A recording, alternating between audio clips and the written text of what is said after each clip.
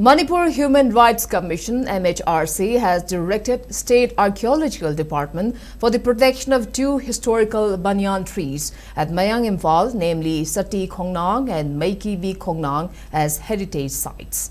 The direction follows a grievance filed by Asim Roshan from Imphal to centralize public grievance redress and monitoring system, in short CPGRAMS, on the Ministry of Culture on 21st August 2025.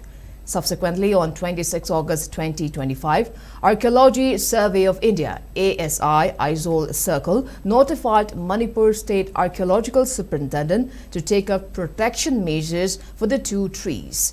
After several delays and non-performance of surveys by the concerned authorities, a complaint was filed at the Manipur Human Rights Commission, following which the Commission on January 29 directed State Archaeology Department to conduct relevant surveys and submit a full report within 3 months.